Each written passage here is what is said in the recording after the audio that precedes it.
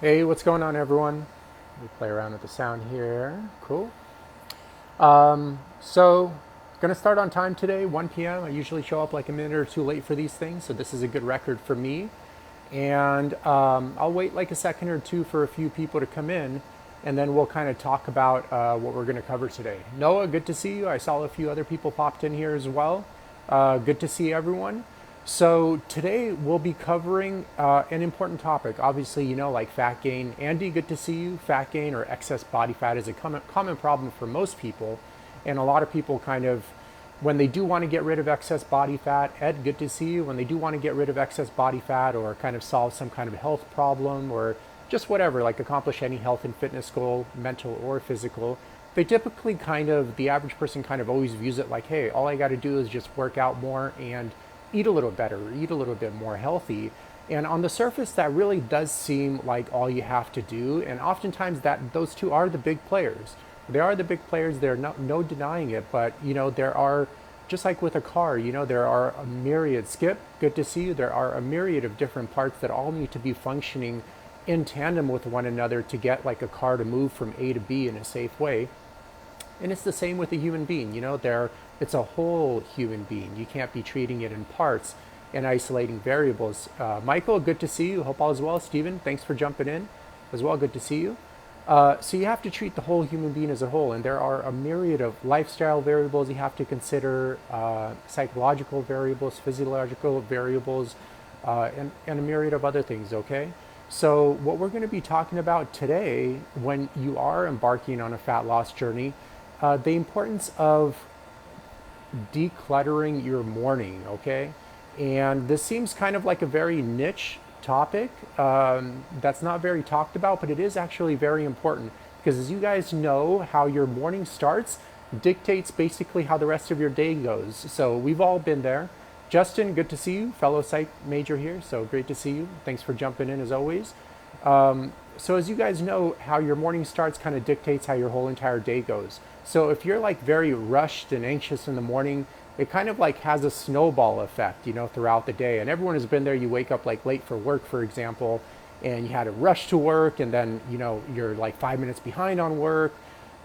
Someone's not happy that you showed up a little bit late. Then you know you're late for your customer or whatever, and it just kind of has this building up effect where towards the end of the day, it's like you're freaking exhausted because the anxiety kind of built up throughout the day and it took away your energy and stuff of that sort. And there are a myriad of variations of what I just said, but I feel like everyone has been there and knows exactly like what I'm talking about. George, good to see you.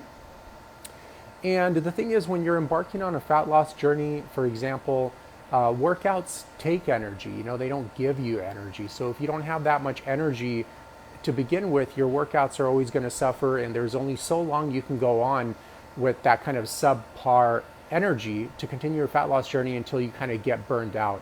Justin, good to see you. And then obviously you can do it for a month, you can do it for 2 months, but then eventually it catches up to you and you just get burned out and you stop doing it and you go back to your old ways and you regain your weight. And I'm not saying it's just because of a bad morning routine. Oftentimes it's because of a myriad of lifestyle and nutritional and belief variables and stuff of that sort. But one of the common ones I do see that leads to burnout is people have like a cluttered morning routine. So they get up, they feel really rushed, they got to do a million different things, then they get to work, they still feel rushed, and it kind of builds up throughout the day. And then by the time, you know, nighttime rolls around like 4, 5, 6 p.m., you go to the gym. A lot of people do work out after work. It's like you're already freaking exhausted. There's no way you're going to get a good workout in. And then on top of that, your chances of injury also increase when you're in a state of fatigue, obviously, and then you can't maximize your intensity level. Typically, your cortisol is higher too. But if it stays high enough, then it kind of crashes, and then you experience what's generally referred to as adrenal fatigue. You have that kind of chronic tiredness throughout the day, low sex drive, possible irritability, increased anxiety, increased, obviously, when anxiety increases for prolonged periods of time, depression follows short behind. Also, anger follows short behind. Anger issues typically correlate closely with anxiety issues as well as prolonged chronic anxiety issues. So one of the easiest things you guys can do is just declutter your morning. And I'm going to talk about various examples of how to do that in the live today. And also at the end of the video, just tell you like actually exactly what I do on my routine to help declutter the morning to help have a peaceful morning. That way you can kind of phase into your day with a clear head and not feel so rushed. And obviously this topic, there's so much variability. Jerry, good to see you. Mario, Justin, good to see you. There's so much variability. Is the person working remote? Is the person driving to work? If they're driving to work, how long is their drive? Is it 20 minutes? I had one client in the past drove to work for 3 hours each way, believe it or not. Okay, so all of these things play into the formula, and obviously I can't give the best advice unless I have like that specific person sitting right in front of me and we talk about that specific person's circumstance. But I'll give you some general tips that will generally work for most of you and in most circumstances, okay? So I have some notes here, and I'm just gonna go down the list. That way I kind of remember to cover everything, and I'm sure I'll still forget a few things. Nico, David, Jerry, good to see you guys. Hope you guys had a good week, and obviously hope you guys are having a good weekend. You guys might hear some kind of thing walking around in the background, but I'm watching a friend's dog here, and he's walking around my feet here. So just letting you guys know. Okay, so let's see. Anxiety and improving energy by... Okay, so decluttering your morning, right? That's the theme of today. So there are a few things to consider when kind of strategizing on why you need to declutter your morning. George, good to see you. And what kind of parameters you need to look for to optimize that decluttering of the morning routine. Randy, good to see you. Hope you're doing well. Pablo as well. So first and foremost, you have like a few rules that kind of limit your strategy a little bit. So you have to understand like the human body has evolved to sleep under certain parameters, okay? In particular, to kind of sleep with the rhythm of the sun. So generally you want to be sleeping between the hours of 10 p.m. and 6 a.m. These are kind of like hard written rules in our biology. Typically your body repairs itself physically from 10 p.m. to 2 a.m. and it repairs itself mentally from 2 a.m. to 6 a.m. Okay, so obviously there's a little teeny bit of flexibility from person to person, but it's not like vast. It's not like you can go to sleep at like 12 midnight or 1 p.m. or something of that sort. It's not like that crazy variability. Maybe 30 or 45 minutes here, 30 or 45 minutes there, but that's the maximum amount of flexibility you're going to have, okay? So, and you got to optimize your sleep, because if you don't and you're chronically tired, that's going to alone just increase your anxiety through the roof for a long period of time until your adrenals just kind of stop producing cortisol, in the sense that stop and reduce the production of cortisol to help preserve it for actual emergency situations. And you're going to have like an energy crash, and you're going to have chronic fatigue issues at that point. So sleep is vital, and sleeping, in terms of the perfect sleeping schedule, there isn't that much flexibility. So you're kind of stuck following a certain few rules, and if you're not following those rules, then you're going to face chronic fatigue issues. And obviously when the quality of your sleep goes down, it'll bring down the quality of your overall life and your overall health. Okay, it's super important. And obviously there's a lot that goes into maximizing sleep as well, and we'll touch on some of those subjects today. But it's very important, and it's hardwired to basically sleep around the hours of 10 p.m. and 6 a.m. That's going to be very important, okay? So now, since we know we're sleeping between the hours of 10 p.m. and 6 a.m., now we have like a little bit of restriction. And once again, it goes back to like, is this person that we're talking about working remotely? Is this person that we're talking about driving to work? These are all going to dictate what kind of strategy is appropriate for that specific individual. Because if the person is driving to work, for example, and they need to be at work at 9 a.m., let's say, or 8 a.m., and it takes about an hour to get to work, or like 30 minutes to get to work, and they need to get up at 6 a.m., now you have some kind of window to determine like, hey, I have 2 to 3 hours in the morning to basically have my morning routine, and that's all I got, and then I got to be at work. Obviously, if you're working remotely, you got a little bit more time on your hands, etc., etc. But now we know exactly, when we're going to sleep and when we're waking up. Now we can kind of strategize a little bit better, because we know the amount of time availability we have, okay? Another important thing to remember is having a general idea of how the human central nervous system ideally needs to function to optimize your health and reduce your anxiety, reduce the amount of burden that central nervous system has throughout the day, so that you can optimize your energy and have good workouts, have enough of a clear head to follow a nutrition program, etc., etc. So I touched on this in so many other lives, so I'm not going to go into super detail here, a lot of detail here, but the general idea is the human central nervous system has evolved to deal with like peaks of stress followed by valleys of nothing going on. So, for example, hunter-gatherers, they go hunt a lion or some kind of animal. Obviously, it's stressful in the moment. Cortisol spikes, your central nervous system gets very activated. The lion is killed, or the animal, whichever, the mammoth, however far back you want to look. And then nothing happens for quite a while, okay? You guys are hanging out in, the tribe near a lake. You're obviously outside all day. You have like a small tribe to fall back on to socialize with.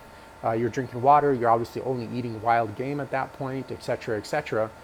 But how today goes is there's a lot of like micro stresses and small stresses. Low grade chronic stress is like the phrase I like to use often. And an example of that, everyone has experienced it if you lived in society. You got to get up, go to work, you're in traffic all day. Well, not all day, but you're in traffic for an hour. This person is honking, this person is cutting you off. You get to work, you got deadline after deadline, possibly one annoying coworker, possibly a boss you don't get along with that much for one reason or another. Not saying anyone is wrong or right, but it's just the relationship isn't working well. And, then you got coffee midday, and it's like a downward, snowball effect throughout the day. Then you got to go home, you hit traffic again. It's actually very stressful on the central nervous system to drive a car, or moreover, drive a car in like a freeway type scenario, because it requires it to be very amped up. You got to stay in lanes. You got to watch all of these myriad of variables. This car is moving here, that car is moving there. Then you got like some random bicycle that shoots next to you. You get a little bit startled sometimes. You might be running late, stuff of that sort. And those micro stresses, and then you got obviously bills, possible personal issues, financial issues. You can see how it adds up to a tremendous amount of micro stresses throughout the day.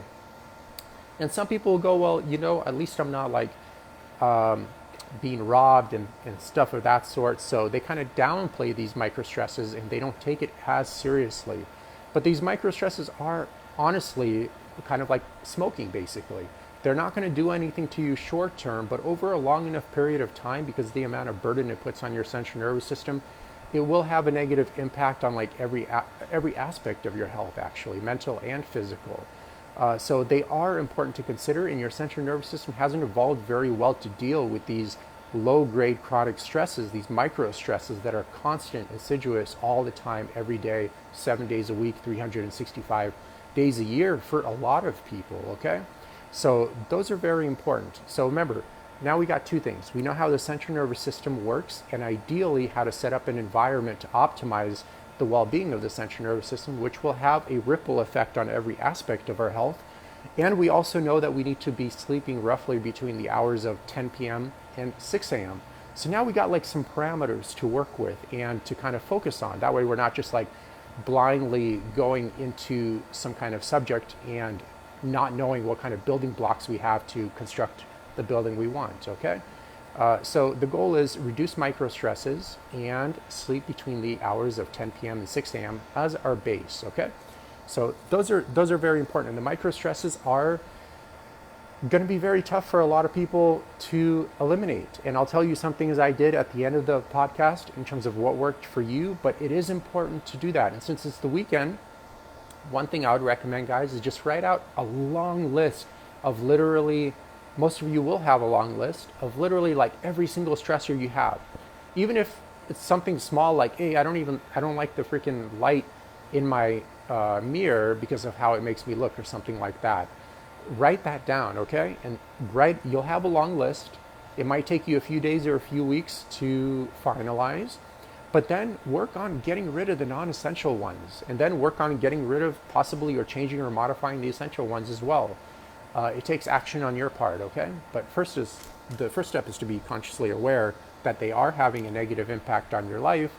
And for those that are embarking on their fat loss journey, it will be one of those hindrances that kind of sucks your energy dry and Doesn't leave you with much energy to work out and focus on yourself, which you need, because once again, like I mentioned, working out takes energy. It doesn't give you energy, okay? So you need energy to be able to work out effectively, and one way to optimize it, or a few ways, is a lot of the things we're talking about here, okay?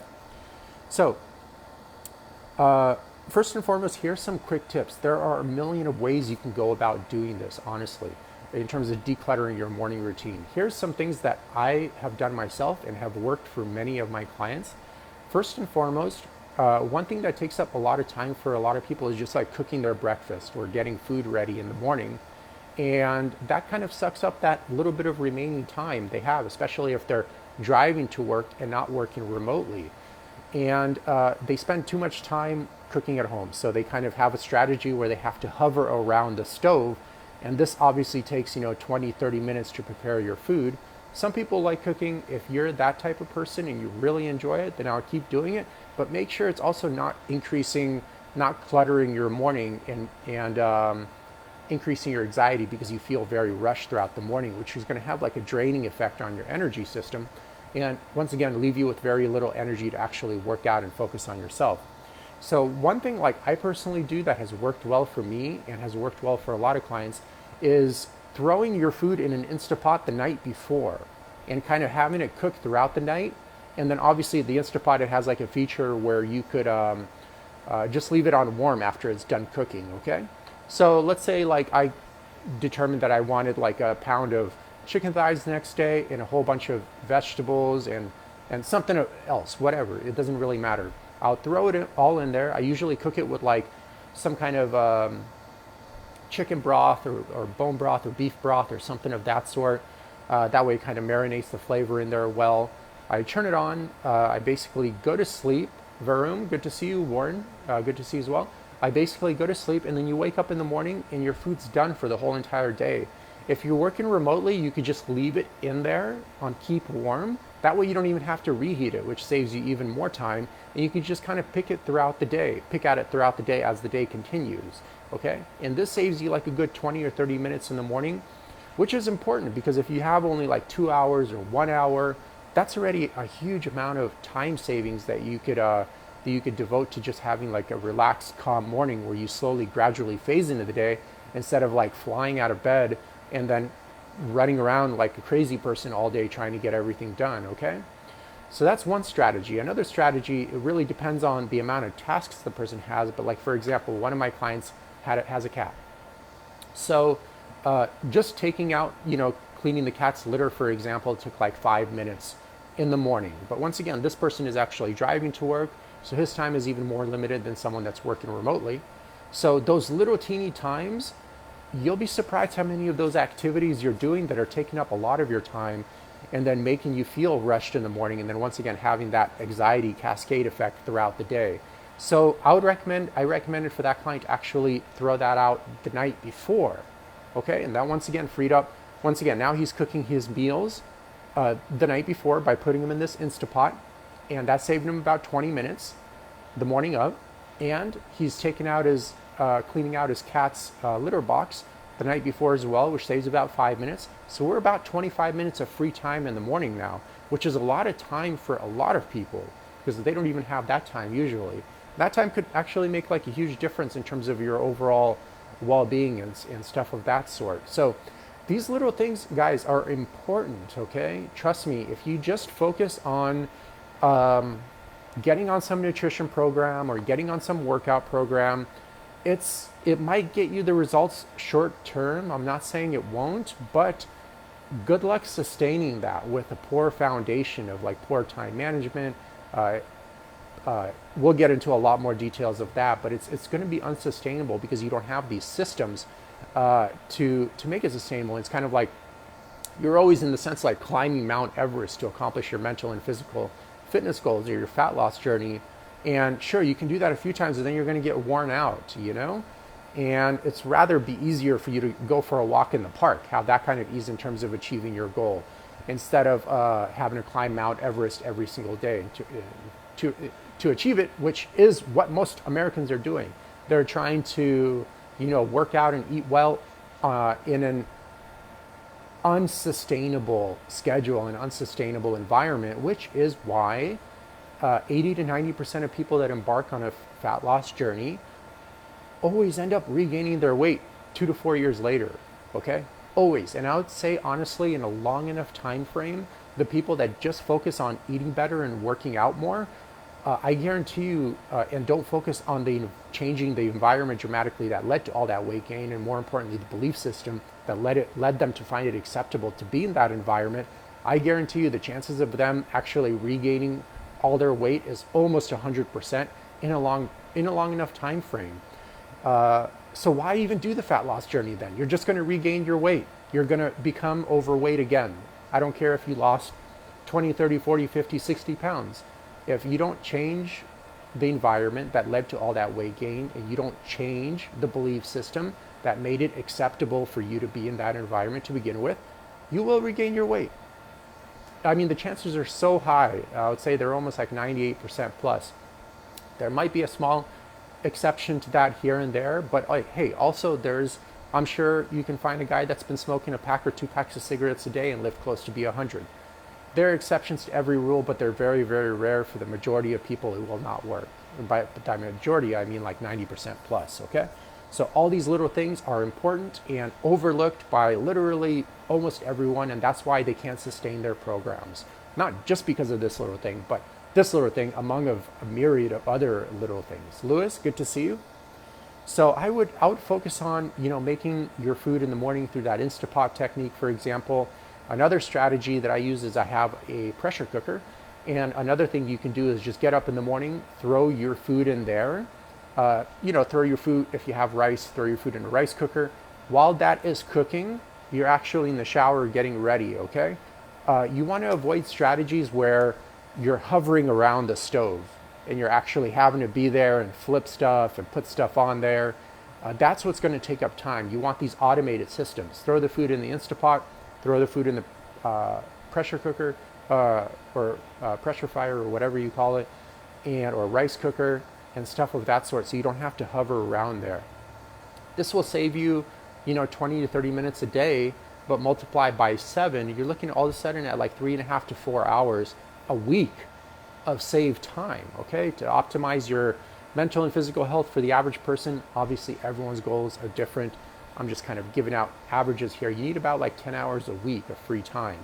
And I say this in the sense that you need about, 5 hours or so to work out and 5 hours to do all the background stuff required to sustain those workouts.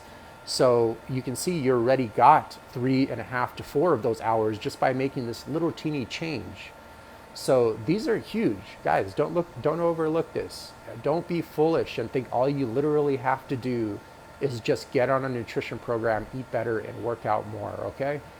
There's so much more that goes into it. A lot of these small details of what we're talking about are key, okay? They're the glue that keep everything together and make it a sustainable program. Stuff of that sort. Okay. Another huge advantage that I would recommend, if you could do it, I would definitely recommend doing it, is just work remotely, okay?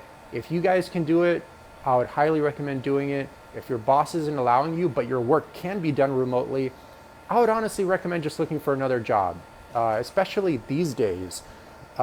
It's a employees market, I'm sure you guys can find another job if you just devoted 8 hours a day to looking for another job versus 8 hours a day working at a job you don't want to be at. You guys are smart enough to do it, okay? It's just all about priorities and allocation of attention. I highly recommend working remotely because, of course, it depends on the commute, but generally it will save a lot of time, okay? Like I said, I had one client that was driving to work for 3 hours each direction, but I would say the average is like, 30 minutes to an hour. So let's say like an hour. So hour 5 days a week, right? Hour one way, hour back. And it's an hour because you have to even factor in, having to park, get out of your car, walk to the office, get everything set up in the office, and then do that in reverse on the way home as well. So those times have to be factored in as well, okay? So let's say an hour there, an hour back, that's 2 hours a day times 5, that's 10 hours. What did we mention? What kind of time do you need to really optimize your mental and physical health and aesthetics? You need 10 hours a week. So just right there, by transitioning into remote work, you're getting those 10 hours just right there. And imagine if you did the remote work option and you did this cooking option that we just talked about. So the remote work option saved this person in this example 10 hours a week. And then that cooking strategy saved 3 to 4 hours a week. So now we're at 13 to 14 hours of free time, more time during the week. And you only need 10 hours to really optimize your mental and physical health. How many of you guys on this live right here would love an extra 14 hours a week of free time? That's so much time, guys, and that's just those little changes. And a lot of people can do that, okay? Don't be scared. If you want it, just freaking do it. That's it. You know, you already made it this far in your life. You can figure out a way how to make it an equal amount of time with this new strategy. You just got to have a little bit of confidence and stuff of that sort. Another plus of working remotely is it could decrease your anxiety for a lot of people because you don't have to drive on the freeway as much. You don't have to drive as much, which we mentioned is taxing. You'll get that extra time, which will reduce your anxiety because you won't feel as rushed if you allocate the free time to good health promoting activities. There are a myriad of benefits. For sure, it's not for every single person, but I've only seen, especially during the whole COVID thing, everyone was working remote.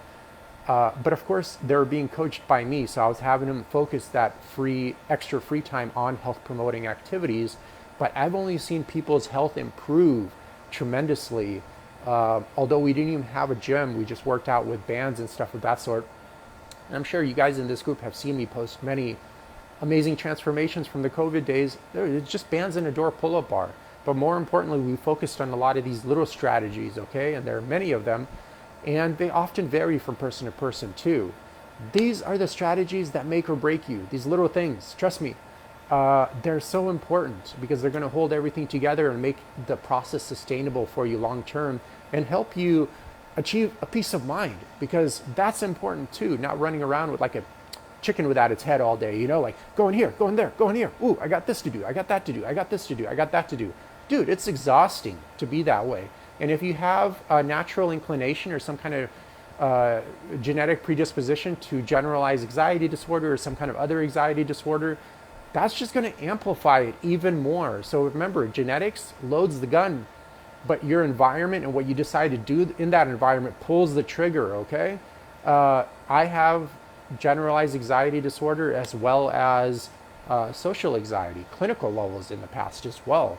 But I haven't had clinical symptoms of anxiety of any sort in like freaking forever, probably well over 10 years. Because I found out like, dude, there are things in my environment that are making me anxious. And if I just reduce those, you know, if I got rid of like a little bit of my type A personality traits and didn't overburden my schedule and associated with the right people that I actually enjoy being with and did the work that I actually love, hey, and ate a good diet and worked out moderately and slept well and spent some time outside, hey, my anxiety goes down. In fact, it fucking disappears in most cases, okay? And imagine that, you know, like, okay, see, a lot of you guys have the power in your hands. A lot of times I find, especially being a coach for like 15 years, that literally 99% of the time, it's the person doing it to themselves that's causing their own problems. So you have to get the person to stop hurting themselves. You know, and that's it. Bob, good to see you. Andy, take care, man. Have a good weekend. Thanks for jumping in. And you got to get the person to stop hurting themselves at the end. But check this out. Also, the good thing is like, hey, if you're doing it to yourself, guess what? You can freaking stop doing it to yourself, okay? And if you don't know how to, you might need to hire a mentor or start reading, you know, 2 to 3 books a month on the subject and be your own mentor over the years. So it takes longer. I think it's worth it too, okay? I think ideally you want to do both. You want to self-educate plus hire competent people that have done it themselves and also have like a long track record of helping other people successfully with your same situation, okay? So all these little things play a big role, and trust me, they'll improve the quality of your health. And for those that are interested in aesthetics, way more than doing any kind of nutrition and workout program without doing any of this background stuff, okay? Paul, good to see you. Okay, so work remotely. If you can't work remotely, ask your boss if you can shift it up an hour or two, you know? So instead of starting work at 8, hey, can I start work at 9 or 10 a.m. and just finish later. That would actually let you miss traffic both ways in most areas, which will save you a lot more time because now you're not getting stuck in traffic. There are rare situations where I gave a client this tip and the boss said no. But most of the time, honestly, the boss says yes. Believe it or not. They're like, yeah, sure. If you want to show up an hour or two later and stay an hour or two, stay an hour or two later as well, and as long as you get your work done, it's all okay. And they'll understand. You can just say, yeah, I'm tired of getting stuck in traffic, wasting a lot of time and stuff of that sort, and I'm showing up tired or anxious, and they'll get it because they've been in the same situation themselves at some point of their life. Most likely, they're still in that same situation. Okay? Another option is hybrid. Nothing has to be black and white in life. Maybe start with, I have a few clients that are doing 1 day at the office and 4 days at home. That already saves you, let's say, once again, we're using that example, driving 1 hour to work, driving 1 hour back. That already saves you 8 hours. 8 hours, which is 80% of the hours you need to optimize your mental and physical health and aesthetics as well. Because we mentioned you need about like 10 hours a week, right? 5 hours for working out and 5 hours for all the background stuff needed to sustain those workouts. So you can see how just by making these modifications and little changes, all of a sudden you have a lot of free time. And that free time is what's going to make the program sustainable. Because if you're like minute by the minute kind of guy, and you're stacking your schedule back to back, it might give you a sense of productivity or something of that sort, but it will run you into the ground because the human central nervous system isn't meant to function like that, okay? Isn't meant to be overburdened by a schedule that's way over the top and stuff of that sort. And it's either you work with biology or you face the consequences. And the consequences of an overworked person is burnout, anger issues, anxiety, uncontrolled weight gain because of stress eating, a myriad of other issues, skin issues, accelerated aging. I mean, the list goes on. It could be endless. Gut issues, constipation is fairly common with people that are, over the top, overburdened, burned out, overly anxious, overly stressed, etc., etc. And this is, guys, bringing down the quality of your life, okay? And oftentimes I see people and I'm like, dude, these changes are so minor and so easy to make. If they only were a little bit open-minded, their quality of life can be so much better. So much better. But a lot of people remain closed-minded, and that's why, 9 out of 10 Americans are full of obesity, misery, and disease. And will continue to be like that their whole entire life, just because they remain closed-minded and not open to these little minor changes, which are honestly so freaking easy to make and only benefit you, okay? Another thing, try to plan your weekend or try to plan your whole week in advance, okay? So know exactly when you're waking up, when you're going to sleep, what tasks need to be done which day, when you're getting your workouts in if you're working out, stuff of that sort. That helps calm your mind because it gives you some kind of predictability and streamlined method during the week. And you don't have to be like waking up and figuring out what to do during the day and have every single day be very unpredictable. So if you have that written down, I'd try to do it on Sunday. We got the weekend coming up. Sunday, write down exactly what you're going to do on Monday, every single portion of the day, okay? Then Tuesday, Wednesday, Thursday, Friday, Saturday, Sunday again, etc. And have it all planned out and stick to it. Stick to it. Don't deviate from it, okay? Okay, so those are little picture things, guys. Those would help you a lot already, but you want to kind of, step back and look at it from a broader lens, right? So we talked about like little things you can do to declutter your morning, to reduce your anxiety and thus improve your energy levels throughout the day. But let's look at the big picture, okay? You have to look for the week.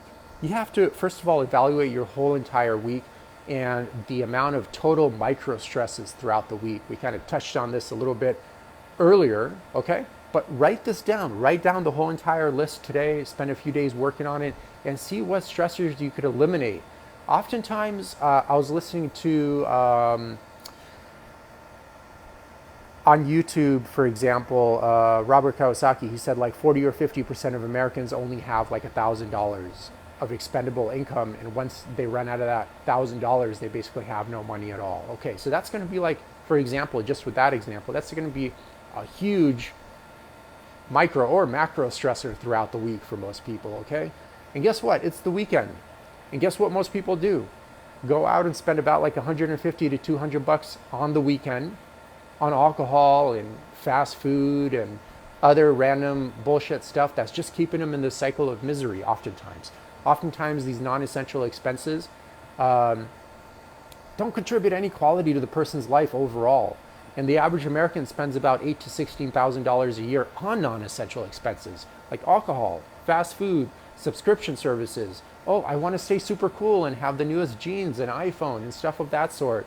Meanwhile, the person, is very overweight and unhappy with that, and just a fraction of what they spend on all those non-essential expenses can buy them a really good coach, and they can transform their life for the better by so much more than a freaking new iPhone and new jeans or whatever car they're going to purchase, or whatever trip they're using as a symptom management to temporarily escape a job they don't like or whatever. I've seen that happen many times. I don't have money for a coach, and then they go to some European trip for like $3,000-4,000, no problem, just to come back to the very life that they don't like anyways, and that's totally okay and normal. And they wonder why they keep gaining weight over the years, why they feel more anxious while they're on more medical drugs, because that's what they are. It's not medicine, it's medical drugs. They're drugs and stuff of that sort, and they're never getting better because these cycles keep repeating themselves and they're doing it to themselves. And the answers are very obvious and easy in most cases to solve.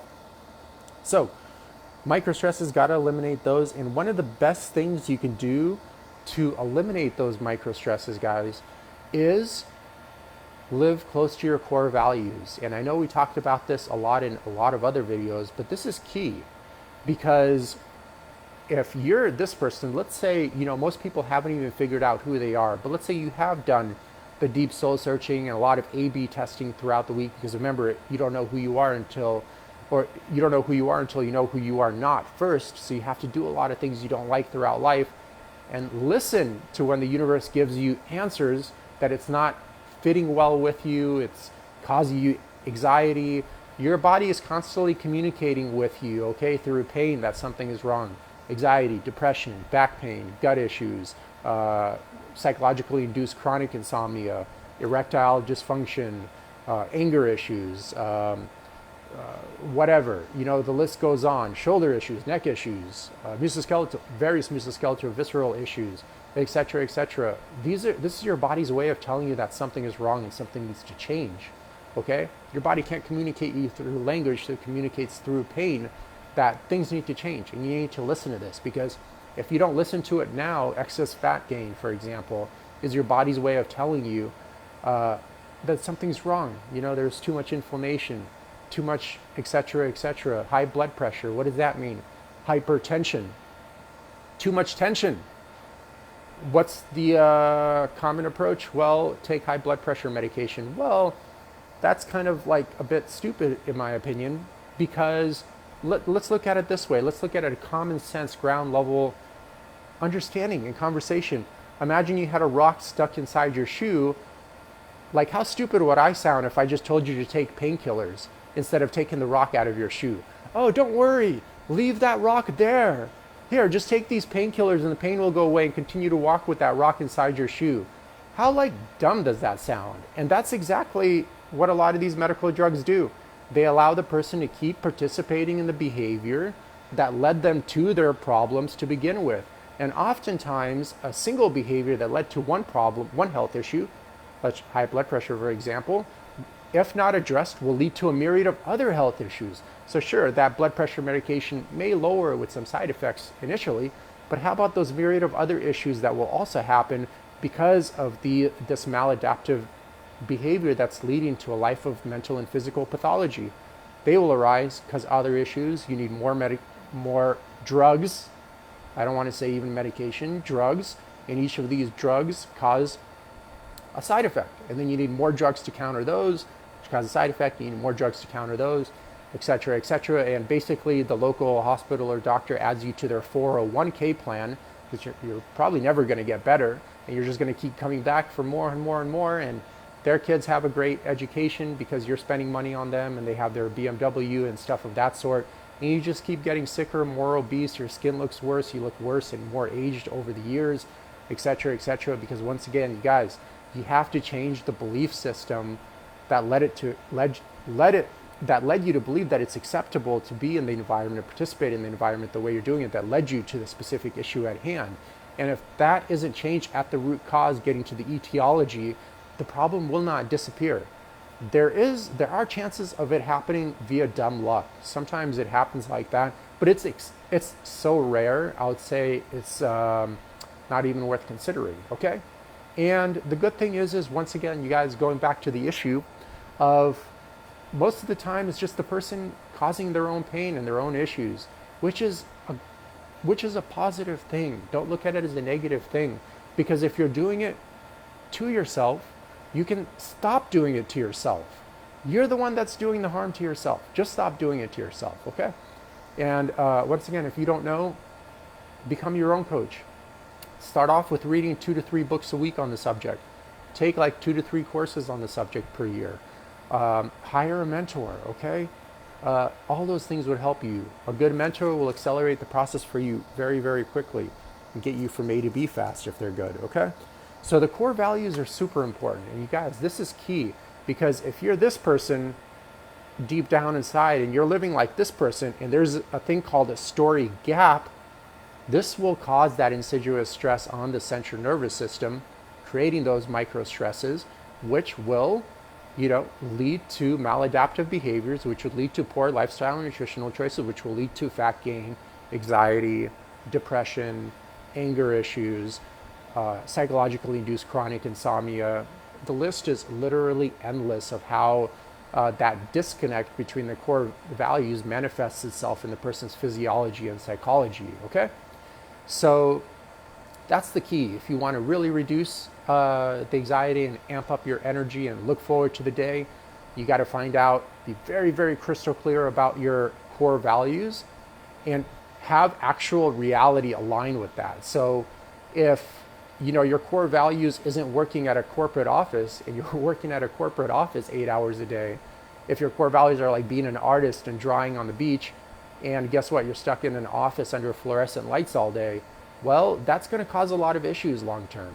And you could implement like a damage control strategy, but to be honest, especially after doing so many corporate lectures already, I haven't seen that many people do it successfully. In fact, I've seen almost no one do it successfully. Just because I highly doubt it's going to be very, very hard, very hard. It's going to be doable only to the absolute dedicated. But it's very hard if you're working 8 to 10 hours a day at a job you don't like, with coworkers you don't like, and a boss you don't like, and somehow counterbalance that type of insidious stress by working out or eating right or stuff of that sort. Because really, if you're looking at an 8-hour day, it's really moreover like all day, especially if you're driving to work, because you're driving to work, you're thinking about how you don't want to be there, then you get to work and you don't want to be doing that work. Then driving home, you're kind of thinking about, oh, I hate this coworker or I hate this boss.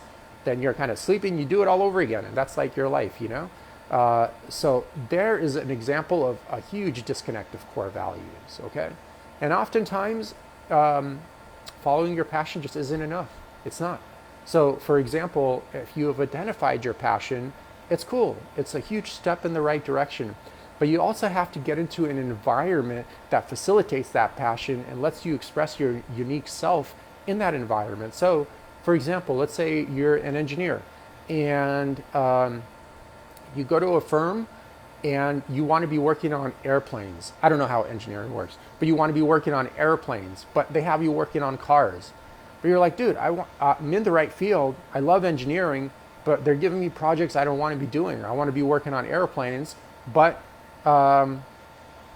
they having me work on cars and I don't like cars. Not that there's anything wrong with cars, just not right for me. And obviously that disconnect right there is gonna hurt the person. It's gonna cause that, it's gonna be okay for a little while, and usually companies kind of suck you in with upped pay, bonuses, benefits, etc., kind of the golden handcuffs. But hey, after 2 to 3 years of doing that, especially if you know deep down inside that environment or that field isn't right for you, you will grow disgruntled to the work. You're going to be sitting there and you're going to be like, in the back of your head, oh, I wish I was on the beach drawing, but now I have to do all these reports. And one day your coworker is not going to do their fair share. Now you have to do their work. Now you grow disgruntled towards your coworker, and it causes this like huge negative atmosphere, negative cycle that only amplifies itself over time until like everyone's miserable. And the majority of corporate offices I went to, most people were clearly just miserable, very overweight, full of disease. And obviously the scary part is a lot of them were totally unconscious to a lot of this, because for them that is how life is, and that is not how life is. That is not how like a healthy life is, which was the sad part, you know. Yeah, but it is what it is, and we all make choices in life, and stuff of that sort. So that's the best thing you can do to amplify your energy in terms of setting the right foundation to build upon. Obviously there's a lot you can do via nutrition, not drinking that much coffee or taking stimulants, all these like little tips we talked about today. I mean, there are like a myriad of other things we can talk about in terms of how to manage your work, stuff of that sort, and stuff of that sort. So I hope this was helpful to you guys. It's oftentimes overmissed or not like spoken about in fitness, because oftentimes when you get into fitness, health, well-being, they talk about, you know, you got to eat right and you got to work out and this and that. But literally, if that's all you had to do, if it was that easy, we wouldn't be facing a situation where 9 out of 10 adult Americans are metabolically unhealthy right now. If all you literally have to do was just work out and eat well. Remember, like obesity or being excessively overweight or whatever other mental or physical health issue you're experiencing is always like a byproduct of what I found actually is just to be a disconnection of core values, which leads to maladaptive behavior, which leads to all these issues. And it's kind of super stupid to believe that like just by doing some boot camp or by doing some nutrition program, that those issues are going to be solved, but those issues are what leading to this specific issue we're talking about.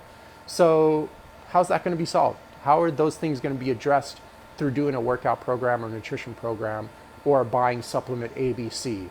They're not, okay? You guys got to be realistic, and to experience real change, you have to actually really change. That's it. That's it.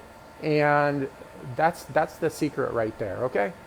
So thank you for jumping in, Paul, Wade, Lisa. It was good to see you guys, okay? Have a good weekend. I think Jurassic Park is out. I'm definitely going to go watch that. I'm watching a friend's dog. He's actually sitting like right over here staring at me the entire time. Tonight, I'm looking forward to, there's like a lake near my house, and I'm going to go hang out with him under the stars for a few hours, which I enjoy doing once a week. Just kind of lay on the floor and look at the sky. You know, it's like very relaxing, especially at night. And it's a cool way to end the week, especially on a Friday, okay? So you guys, have a good, Randy, always good to hear from you.